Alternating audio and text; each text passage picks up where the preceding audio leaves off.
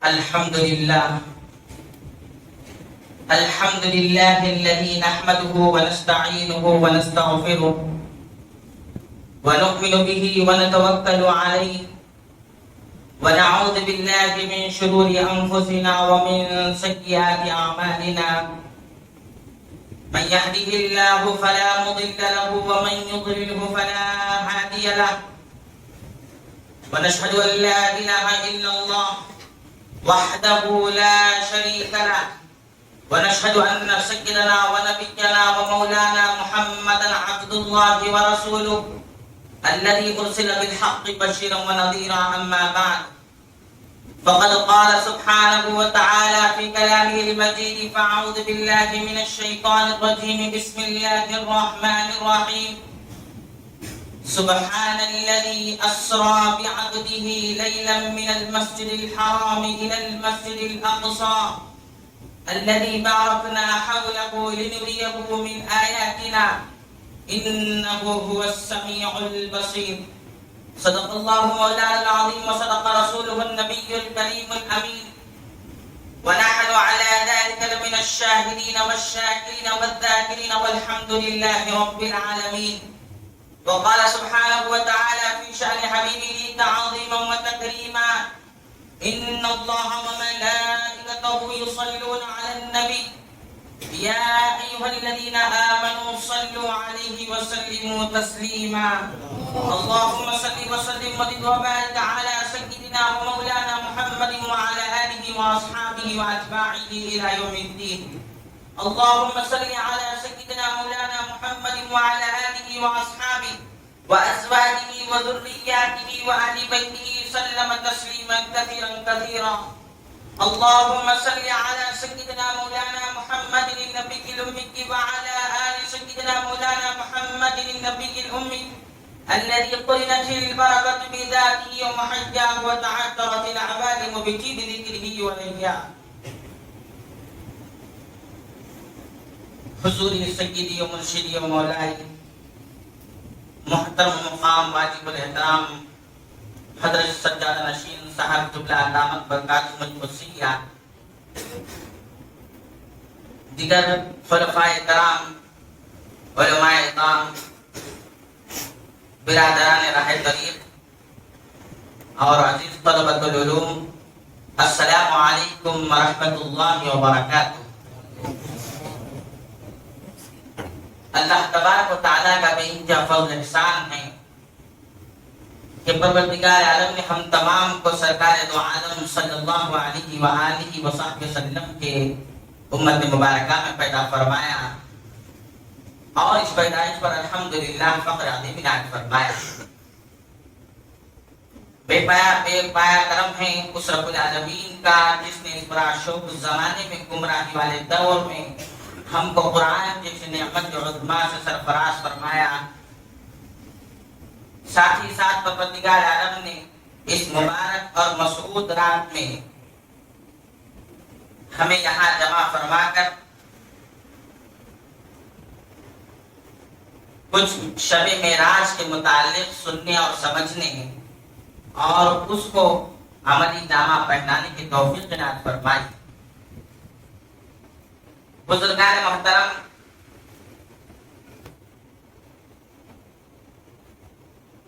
اللہ رب العزت جو شب اسرا کی داستان کو سناتا ہے تو اس کی ابتدا سبحان الذی سے کر رہا ہے. سبحان کا مطلب ہے پاک. پاک ہے وہ ذات. وہ کیسی پاکی ہے جو اللہ تبارک و تعالی مراد لے رہا ہے. ہمارے درمیان جو نجاست سے جو پاکی مراد دی جاتی ہے قرآن اس کو طہارت کہتا ہے. اور پھر اسی طرح جو قلب کی گندگی ہوتی ہے، حسد، کینہ، بغض، فخر، ان تمام برائیوں کو جو قلبی امراض ہوتے ہیں اس کی پاکی کو قرآن تزکیہ کہتا ہے۔ اللہ تبارک و تعالی سبحان کا لفظ یہاں پر لا کر ایک ایسی پاکی مراد لے رہا ہے، یعنی مطلب مخلوق کے تمام نقص و زوال سے پاک۔ جیسا کہ ہم سب جانتے ہیں، ہم بھی دیکھ رہے ہیں، اللہ بھی دیکھ رہا ہے، ہم بھی سنتے ہیں، اللہ بھی سنتا ہے، ہم بھی کرتے ہیں، اللہ بھی کرتا ہے۔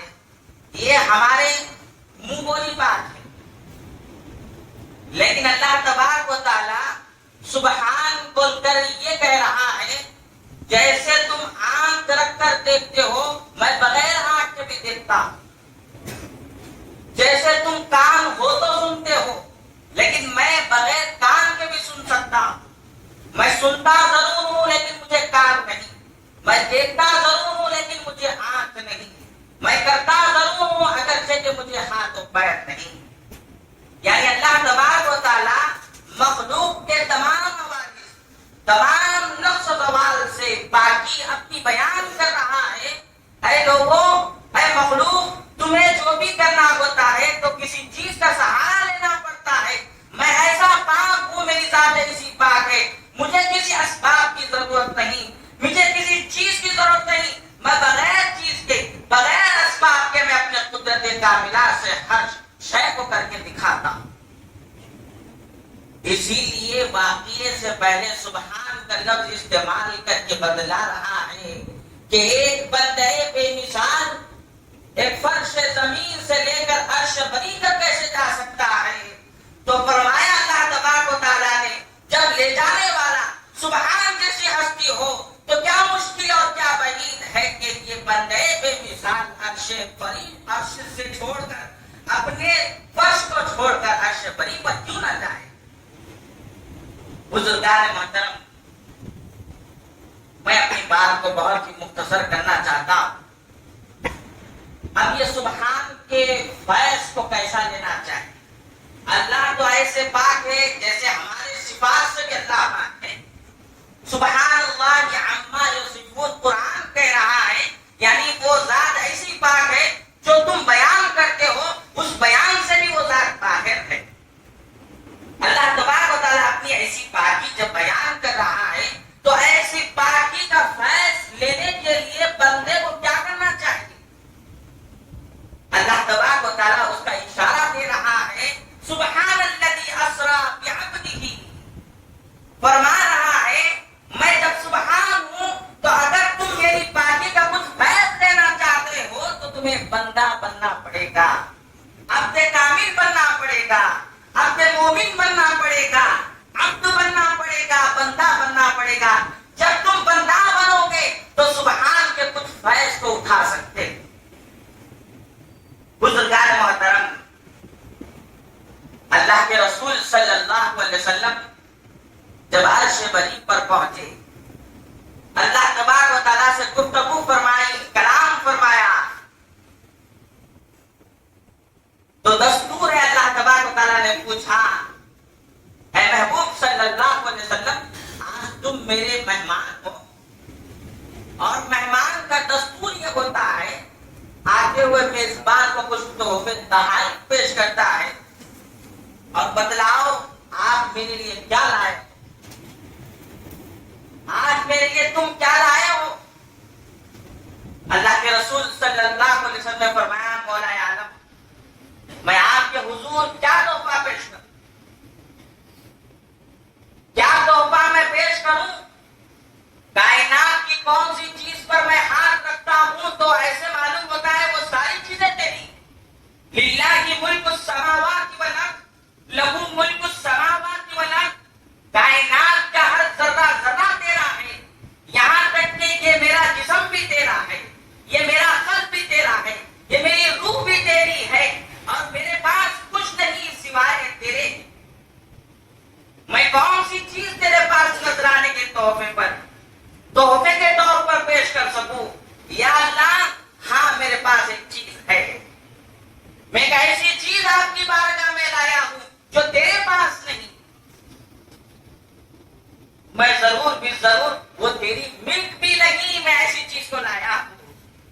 اللہ تبارک و تعالیٰ نے پوچھا اے محبوب بتلاؤ تو صحیح تم نے ایسی کون سی چیز لایا ہے جو میرے پاس نہیں؟ تو اللہ کے رسول صلی اللہ علیہ وسلم نے ارشاد فرمایا اے اللہ تو سب کچھ رکھتا ہے، ساری ملک تیری ہے، لیکن تیرے پاس عاجزی انکساری نہیں۔ میں تیری بارگاہ میں عاجزی اور انکساری یعنی کمال عبدیت کو پیش کرتا ہوں، اور میرے پاس سوائے عاجزی اور انکساری کے میرے پاس کچھ بھی نہیں ہے۔ یہ تیری میری عاجزی کو تیرے نذرانے کے تحفے میں پیش کرتا ہوں۔ یا اللہ عاجز تو نہیں ہے، تو قدرت کاملہ کا رکھنے والا ہے، اور میں سراپا عاجز ہوں، میرے پاس کوئی قدرت کی نشانی نہیں، اور جو کچھ میرے اندر ہے وہ تو تیرے قدرت کے نشانیاں ہیں۔ اور اللہ کے پاس سب کچھ ہے، عاجزی اور انکساری نہیں۔ اور یہ اللہ کی چادر ہے۔ اللہ کے رسول صلی اللہ علیہ وسلم نے ارشاد فرمایا، اللہ تبارک و تعالیٰ ارشاد فرماتا ہے، حدیث قدسی ہے، الکبر ردائی، بڑا پن، فخر، کبریائی یہ میری چادر ہے۔ من لبسہ دخلتہ ناری، جو اس فخر کو، جو کبریائی کو، جو بڑپن کو جو اختیار کرتا ہے میں اس کو جہنم میں داخل کر دوں گا۔ یہ میری چادر ہے، میرے علاوہ کوئی اور اوڑھ نہیں سکتا۔ جب بندہ عاجز کا نام ہے، اگر یہ بندہ عاجز ہوتے ہوئے اللہ کے کبر کو، اللہ کی صفت کو اختیار کر لے تو اللہ یہی ناراض ہوتا ہے۔ بزرگان محترم ہمیں سمجھنا چاہیے یہ سارے معراج کا خلاصہ ہے۔ اللہ کے رسول صلی اللہ علیہ وسلم وہی فرماتے ہیں اے اللہ میرے پاس سوائے عاجزی اور ان کے ساتھی کے میرے پاس کچھ بھی نہیں۔ حضرت یوسف علیہ السلام راستے سے گزر رہے تھے، ان کے پرانے ساتھی سے ان کی ملاقات، بہت ہی بچپنے کا ان کا ایک ساتھی تھا۔ ساتھی جیسے ہی آپ کو دیکھا تو آپ کے لیے کچھ تحفہ دینا اس کا دل چاہا۔ ملاقات ہوئی، یوسف علیہ السلام نے پوچھا اے میرے دوست تم میرے مہمان ہو، میرے لیے کیا تحفہ لائے؟ اس نے کہا اے نبی اللہ میرے ساتھی میں آپ کے لیے کیا تحفہ پیش کروں؟ جو چیز کو بھی میں دیکھتا ہوں وہ تمہارے سامنے ہیج معلوم ہوتی ہے، تمہارے حسن کے سامنے چھوٹی معلوم ہوتی ہے، اور ہر مخلوق سے اور ہر کائنات کے ہر ذرے ذرے سے تم حسین اور جمیل معلوم ہوتے ہو، اور میں جو کچھ بھی چیز تمہیں پیش کر دوں تو تمہاری توہین معلوم ہوتی ہے۔ اسی لیے میں نے کچھ تحفہ آپ کے لیے نہیں لایا ہوں تو ایک تحفہ ضرور لایا۔ یہ کہہ کر آئینہ اپنے جانب سے نکالتے ہیں اور تحفے میں دیتے ہیں اور کہتے ہیں اے یوسف علیہ السلام تم اس آئینے کو رکھ لو، یہ میرے جانب سے تحفہ ہے، تم آپ سے زیادہ کائنات میں کوئی حسین نہیں، تم اپنے چہرے ہی کی طرف کرو، تم اپنے چہرے ہی کو دیکھ لو، تمہارے سے زیادہ کوئی حسین نہیں۔ یہی مثال سرکار دو عالم صلی اللہ علیہ وسلم نے عرش معلیٰ پر دی اور کہا التحیات للہ والصلوات والطیبات السلام علیک ایھا النبی ورحمۃ اللہ وبرکاتہ السلام علینا وعلی عباد اللہ الصالحین۔ اللہ کے رسول صلی اللہ علیہ وسلم اپنے دونوں ہاتھوں کو اٹھا کر بدلا دیا، میرے پاس جو کچھ بھی مالی عبادتیں، بدنی عبادتیں، جو کچھ عبادتیں اور ریاضتیں ہیں یہ اللہ یہ تیرے ہیں، میرا کچھ بھی نہیں، میں صرف ایک عاجز بندہ ہوں، میری ایک تمنا ضرور ہے۔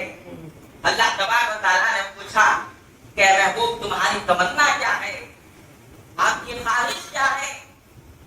میں نے فلاں فلاں نبی کو فلاں فلاں مرتبے اور مقامات دیے، تم کو کیا چاہت ہے؟ اللہ کے رسول صلی اللہ علیہ وسلم نے ارشاد فرمایا یا اللہ میری ایک ہی تمنا ہے، کہ میری تمنا یہ ہے کہ تم مجھے ایک مرتبہ یا اللہ آپ مجھے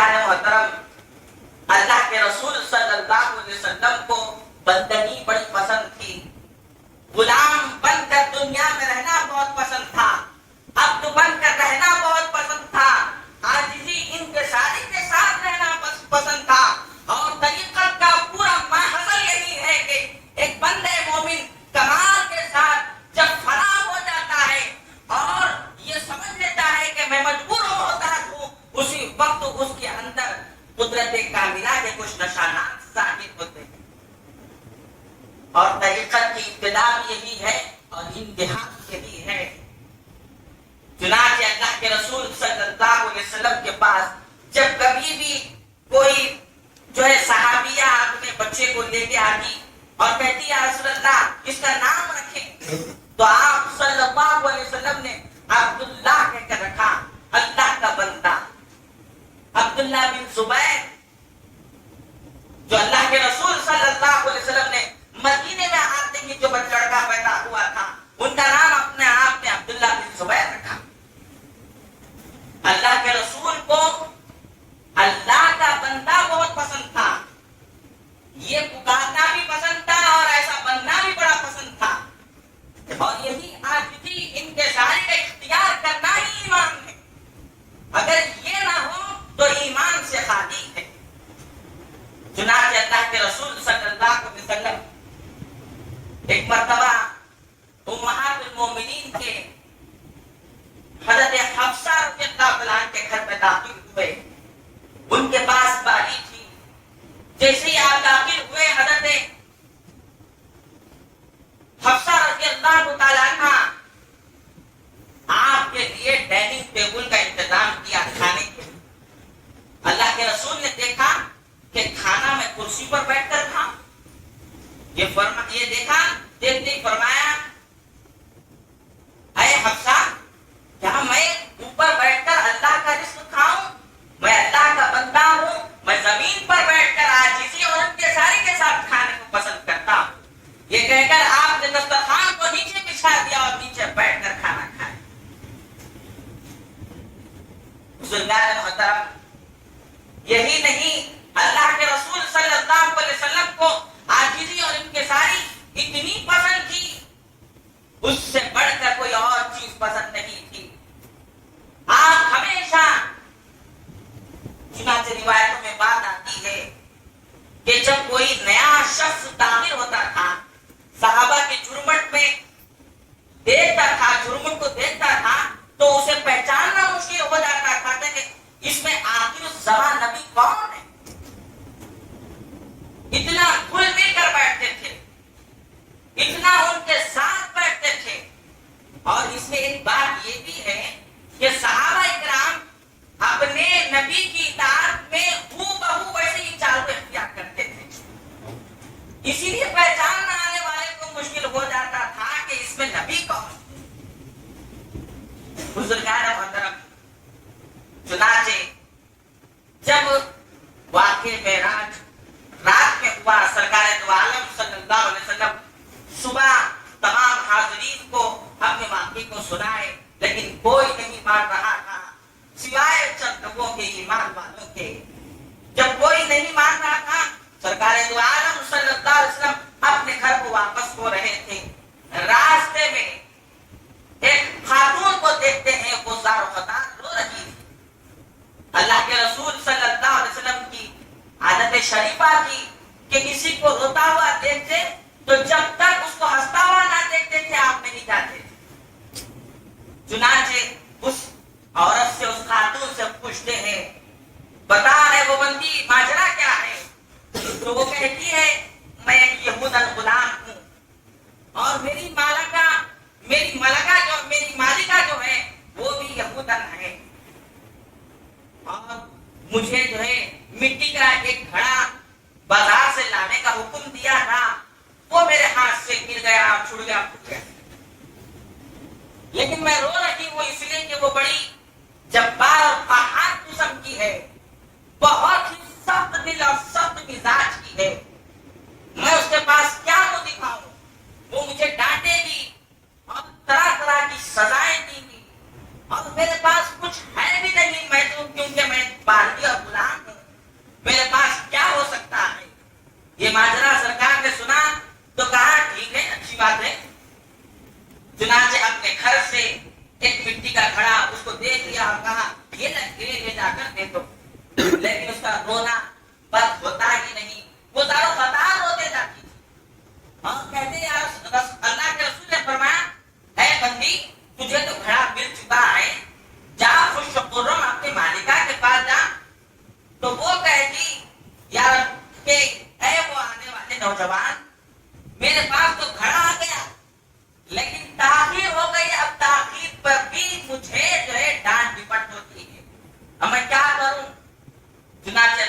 رسول صلی اللہ علیہ وسلم نے ارشاد فرمایا ٹھیک ہے اچھی بات ہے میں تمہاری سفارش کروں گا، یہ کہہ کر وہ گھڑا اپنے کاندھے پر اٹھا لیتے ہیں اور اس کے مالکہ کے گھر پر پہنچتے ہیں۔ دستک دی جاتی ہے، دروازہ کھلتا ہے، وہ یہودن جو مالکہ ہے وہ کھولتے ہی دیکھتی ہے کہ ایک نوجوان سوپرو بڑا حسین و جمیل گھڑا پکڑا ہوا اپنے کاندھے پر اٹھایا ہوا ہے اور اس کے ساتھ اس کی باندھی ہے، تو کہتی ہے یقیناً آپ آخر الزماں پیغمبر ہیں، یقیناً آپ آخر الزماں پیغمبر ہیں۔ آپ یہ بتاؤ کہ کل رات کیا تمہیں اللہ تبارک و تعالیٰ نے امام الانبیاء کا مقام دیا تھا؟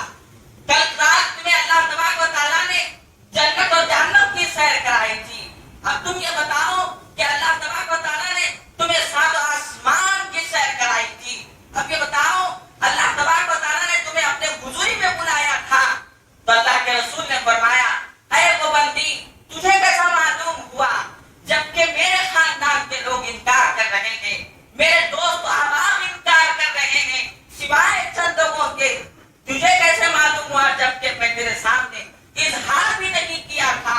تو وہ کہتی ہے میں نے تورات اور انجیل میں پڑھا تھا، میں نے تورات اور انجیل میں پڑھا تھا کہ آخر الزمان کی علامت یہ ہوگی وہ امام الانبیاء ہو گیا اور سید الانبیاء ہوگا، اللہ تبارک و تعالیٰ اس کو جنت اور جہنم کی سیر کرائے گا اور اپنے پاس بلا کر اپنے دیدار سے مشرف کرا کر اس کو سب سے بڑا مقام دے گا، لیکن اس کے باوجود صبح جب اس کی عاجزی کا یہ عالم ہوگا کہ یہودن کے گھر پر گھڑا لے کر وہ آ جائے گا، جیسے ہی اس بات کو سنا اور اللہ کے رسول نے ہاں میں جواب دیا تو وہ شہادت پڑھنے لگی کہ اشہد ان لا الہ الا اللہ وانک رسول اللہ صلی اللہ علیہ وسلم۔ بزرگان محترم یہ عاجزی اور انکساری کا عالم ہے، اللہ تبارک و تعالیٰ اسی عاجزی کا ذکر اس قرآن پاک کی آیت میں نوٹ فرماتا اور کہتا ہے سبحان الذی اسریٰ بعبدہ، یہ عاجزی اور انکساری رہنے کے باوجود اللہ تبارک و تعالیٰ نے یہ مقام کیسے دیا؟ اس لیے کہ وہ اپنے آپ کو ایسے عاجز اور انکساری کے شکار ہو گئے اور یوں محسوس کرنے لگے اور یہ استعداد جب کامل ہو چکا تو اللہ نے آپ کو معراج نصیب فرمائی۔ اور ہماری معراج کیا ہے؟ جب اللہ کے رسول کی جب یہ معراج ہے کہ وہ دیدار حق سے مشرف ہوئے تو ہماری معراج کیا ہے؟ ہماری معراج یہ ہے کہ ہم ان کی سنت پہ فنا ہونا چاہیے، جس طرح اللہ کے رسول نے اللہ کے سامنے اپنی عاجزی کو بتلائی اور ایسی سنت کو اختیار کیا تو ہمیں اسی طرح عاجزی کو اختیار کر کے بتلانا چاہیے کہ تیری یہ معراج کہ تو عرش بری تک پہنچا، میری یہ معراج کہ میں تیرے قدم تک پہنچا۔ بزرگان محترم جب بندہ مومن اس عاجزی اور انکساری کو اختیار کرتا ہے اس بندہ مومن کو یوں معراج ہوتی ہے۔ تحفہ نماز کا کیوں ملا؟ اسی عاجزی اور انکساری کا وہ مظہر ہے، وہ اظہار ہے عاجزی اور انکساری کا۔ اگر عبادت ہو اور اس میں عاجزی اور انکساری نہ ہو تو وہ عبادت نہیں، اور اسی عبد سے عبادت نکلا ہے، عبادت سے عبد نکلا ہے، اور عبادت اسی کا نام ہے کہ بندہ عاجزی اور انکساری کو اختیار کرے۔ عبادت تو ہم ہاتھ پیر کو اٹھانے اور جھکانے بٹھانے کو سمجھے ہیں، جبکہ عبادت عاجزی اور انکساری کو اختیار کرنے کا نام ہے، اور اسی سے عبد نکلا ہے۔ اللہ کے رسول کو اللہ نے عبد کہہ کر پکارا۔ تو بزرگان محترم الکبر رداء،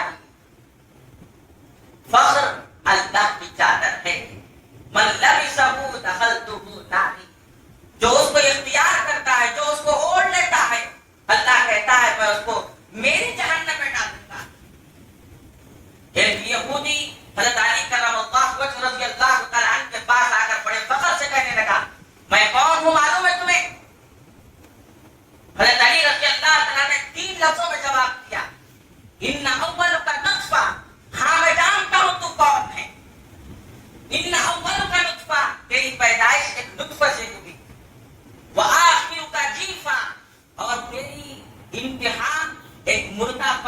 علاوہ کوئی اور نہیں. وَبَيْنَهُمَا تَحْمِلُ الْعَذِرَ. تیسرا جواب یہ ہے فرمایا اور یہ موت و حیات کی کشمکش میں مابین تو کیا کر رہا ہے؟ نجاست کی تھیلی کو اپنے پیٹ میں لیے ہوئے پھر رہا ہے. اس کے علاوہ تیرے پاس کیا؟ بزرگان محترم انسان کے پاس کیا چیز ہے؟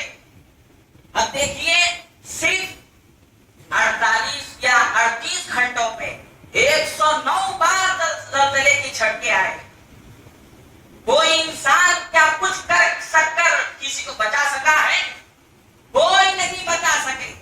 ملک شام اور ترک میں کیا ہو رہا ہے ہم سب جانتے ہیں. نہ معلوم وہ گھڑیاں ہم پر بھی آ سکتی. ہم کرونا وائرس سے بھی دو چار ہوئے ہیں. ہم ہزاروں مصیبتوں اور پریشانیوں سے دو چار ہو رہے ہیں لیکن ہمیں کوئی حل نہیں مل رہا ہے. آخر ان چیزوں کا حل کیا ہے؟ ان چیزوں کا حل یہ بھی ہے کہ انسان اپنی حقیقت کو پہچانے کہ انسان ہے کیا اور مولا عالم کیا ہے. جب تک انسان اپنے آپ کو پہچانتا نہیں وہ کمال تک پہنچتا نہیں, اس کو اطمینان کبھی ملتا نہیں. اور معراج اسی چیز کا نام ہے کہ معراج کس کی ہوتی ہے؟ جو اپنی حقیقت کو پہچان لے اس کی معراج ہوتی ہے. اور جو اپنی حقیقت کو نہیں پہچانے اس کو قرب خداوندی نصیب نہیں ہوتی. بزرگان محترم اسی لیے اہل اللہ فرماتے ہیں بلکہ اللہ کے رسول نے فرمایا من عرف نفسه فقد عرف ربه. جو اپنے آپ کو پہچان لیتا ہے اسی وقت آنے واحد میں اپنے مولا کو پہچان لیتا ہے. آج بھی زمانہ ہمارا ماحول بگڑتا جا رہا ہے. ہماری چال اور ڈھنگ بدلتے جا رہے ہیں. غیروں کے طریقوں کو اختیار کیا جا رہا ہے اور مصیبت کرونا اور پریشانیوں کا کوئی حل ہمیں نہیں دکھ رہا ہے. بتلائیے ان تمام چیزوں کا حل کیا ہے؟ آخر ہم اس مصیبت سے کیسے چھٹکارا پائیں گے؟ کیا ہمارے پاس آج تک کوئی منزل ہے یا نہیں ہے؟ کیا ہم مرنے والے ہیں یا نہیں ہیں؟ اگر انسان کو اس کی اطلاع ہو جائے کہ کل میری موت ہے تو وہ کیا تیاری کرتا ہے؟ ہم نے دنیا کے لیے سب کچھ تیار رکھا لیکن بتلائیے کون سا ایسا سامان ہے جو آخرت کی منزل میں کام آئے؟ اور آخرت کی منزل میں جو چیز کام آنے والی ہے ہم نے اس کو کہیں اور چھوڑ چکا ہے, کہیں اور چھوڑ دیا ہے. بزرگان محترم اپنے حالات پر رحم کرے. اور یہ واقعہ معراج بہت ہی عبرت, بہت ہی نصیحت کا موقع ہے. اور یہ واقعہ معراج بتا کر اللہ تبارک و تعالیٰ ہزاروں نصیحتیں کرنا چاہتا ہے اور ہزاروں چیزوں کو بتلانا چاہتا ہے. لیکن تفصیل کی طرف ہم جائے بغیر جو ہم نے بات آپ کے سامنے رکھی ہے اللہ تبارک و تعالیٰ ہم سب کو نیک عمل کی توفیق عنایت فرمائے, ہمارے حال پر لطف و کرم فرمائے. یا العالمین ہمارے شیخ کو عمر اقبال ترقی اور نصیب فرما دے. یا العالمین آپ کو صحت کاملہ عاجلہ مستمرہ عنایت فرما. عالم کے مسلمانوں کو سکون قلب دے, بھٹکی ہوئی راہوں کو سیدھی راہ پر لا, ٹوٹے ہوئے قلوب کو جوڑ دے. مسلمانوں کی جان, مال, عزت, آبرو کی تو حفاظت فرما. دشمنان دین پر نیست و نابود فرما. مسلمانوں کو غلبہ عنایت فرما. تو مسلمانوں کی مدد کرتا ہے محمد رسول اللہ صلی اللہ علیہ وسلم فرمایا فرمان رسول کا تجھے واسطہ, نسبت رسول کا تجھے واسطہ, تیری غنا اور لطف و کرم کا تجھے واسطہ, ہماری عزت اور انکساری کا تجھے واسطہ. یہ وقت رحم کر آسمان کی بلاؤں سے, وبائی امراض سے, کافروں کے نرقے سے, حاسدوں کے حسد سے, ظالموں کے ظلم سے, اعداء کی نظروں سے تو امت محمدیہ کی محفوظ فرما دے, معمول فرما دے. امت محمدیہ کو بخش دے. ہماری دعاؤں کو سرکار کے صدقے میں اور پیر علیہ السلام کے وسیلے سے قبول فرما. وصلی وسلم وزد وبارک علی سیدنا محمد وعلی آلہ وصحبہ اجمعین والحمد للہ رب العالمین وما علینا الا البلاغ.